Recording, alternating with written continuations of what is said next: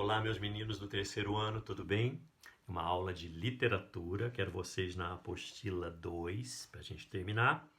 A gente vai na página 93 e nós veremos até a página. Tem muita coisa aqui. Da 93 até a 102. De 93 a 102 e a gente conclui a apostila. Nós estamos falando do romantismo. Na última aula a gente viu poesia romântica brasileira e nessa prosa romântica brasileira, né?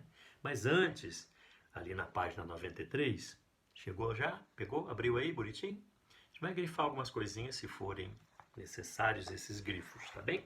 Lá na página 93 tem uma matéria que vocês já sabem, que a gente viu, inclusive, no comecinho, a gente ainda estava em aula presencial, e nós vimos isso aqui com muito cuidado, e vocês já sabem ver muito bem, já sabem. Mas vamos ver o que se fala? Na página 93, está falando para a gente assim, ó, elementos da narrativa. Estudamos.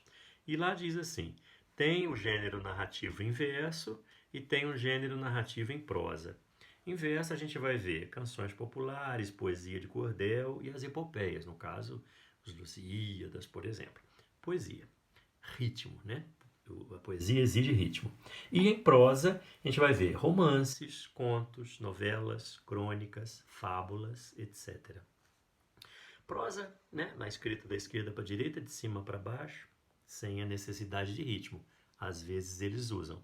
No caso do Zé de Alencar, que a gente vai falar nele daqui a pouquinho.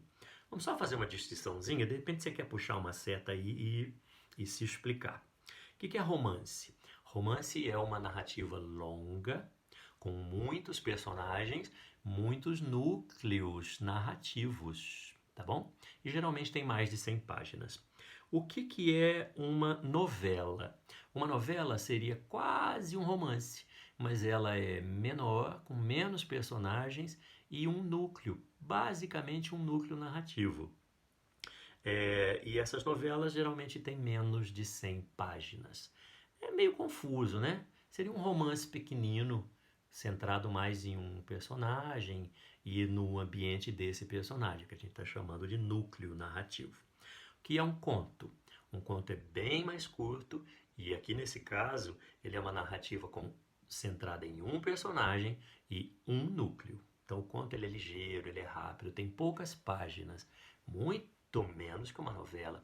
A gente acabou vendo o conto, né, da Clarice Lispector, Amor. Vocês viram? São pouquíssimas, me parece que 5 páginas, não passa disso. É um conto. O que é uma crônica? A crônica é uma narrativa relatando acontecimentos do dia a dia, da atualidade. E a fábula?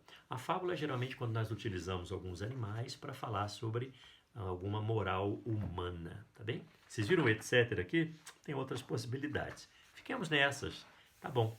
Lá na página 94, nós já vimos enredo, narrador, personagem, tempo, espaço. Vimos até mais, né? Vimos clímax, vimos...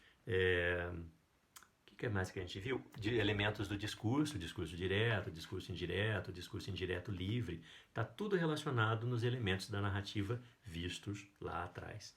A gente tem exercícios da 94, 95, 96. Façam para mim, tá bom? Vamos então à página 97, a estética romântica. Vamos falar de prosa. Não dá para falar de prosa romântica brasileira sem falar no maior romancista do Brasil, José de Alencar. Por que maior romancista, tio Fábio? Ah, meninos, vamos falar em quantidade de romances. Escreveu mais de 20 romances, o Cavaleiro. E o José de Alencar, ele fez todo tipo de romance. Dá uma olhada lá na 97, lá no alto. Romances indianistas, romances urbanos, romances regionalistas e romances históricos. Tudo isso para falar de um Brasil novo, né? Independente, livre. A gente queria muito focar a nossa literatura, a nossa arte na consolidação do nacionalismo, a consolidação da cultura nacional brasileira. Olha que quadro lindo de José Maria de Medeiros, aí na página 97 ainda, chamado Iracema. Que romance legal, né? E é um romance bacana, porque cai muito nos vestibulares e a gente se lembra dele, né? Tio Fábio contou com tantos detalhes lá no primeiro ano. Que pena que no terceiro a gente faz revisão e eu não conto aquelas histórias cabeludas para vocês. Vocês vão ter direito a escolher um romance para eu contar com detalhes bonitinhos. E eu sei que vocês adoram realismo, a gente pode esperar para ver Primo Basílio, os Maias. Vocês escolhem. Se vocês quiserem Iracema, eu até conto de novo. Mas vamos dar uma olhadinha nos itens que falam sobre o romance Iracema, escrito em 1865. Tá lá, é um romance alegórico de formação da nacionalidade brasileira. Claro, nós temos o índio, né, como o personagem central, no caso, a Iracema. Lembra que a gente falava que Iracema é anagrama de América? Acho que vocês lembram disso, caía na prova, né? Qual é o anagrama e tal? E a América, então dá a ideia de descobrimento da América e especificamente descobrimento do Brasil e mais especificamente descobrimento do Ceará, do que hoje é considerado e é chamado de estado do Ceará. E nós vamos ter lá a figura da Iracema como a representação de uma terra colonizada, né? A figura da Iracema, o romance tem toda essa estrutura voltada para essa personagem. É uma índia, mezzo, né, meninada? Ela tem uma moral tão católica, essa Índia, e ela tem uma fisionomia, assim, a descrição muito bem feita da Iracema, comparando a beleza dela com a beleza da natureza. Olha o nacionalismo aí. Muito esbranquiçada, né? Parece que eles achavam que o bonito era o europeu. E colocaram a Iracema, essa Índia brasileira, com muitas características próximas do que seria Europa e do que seria o homem chamado o homem branco. Então a Iracema está meio que estilizada, né? Meio alegorizada aqui e tal. Nós vamos ter como personagem que faz par com a Iracema o Martim, que é o típico português que chega para desbravar a terra conhecida, etc. Louro, dos olhos azuis, né? A descrição dele, né? Os olhos azuis como o mar profundo, os cabelos loiros como o sol, a Iracema, né? Linda, com os cabelos mais negros que a asa da graúna, a virgem dos lábios de mel, tudo comparado à beleza da natureza brasileira.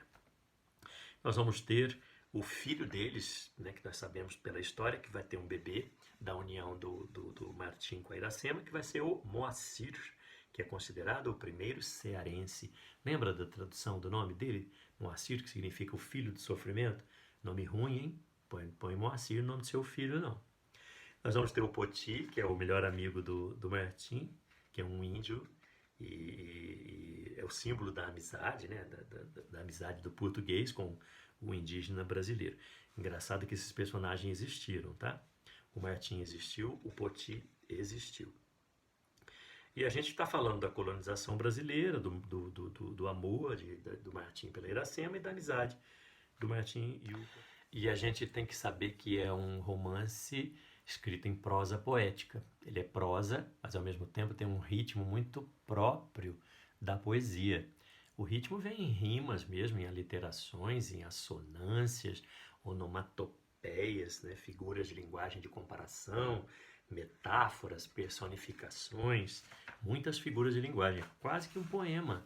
É possível você ler e perceber o ritmo da história. Se você quiser falar é um poema, parece muito com isso. E é chamado de prosa poética porque a intenção era escrever em prosa. Nós concluímos aqui. Um grande beijo, muita saudade, até a próxima aula.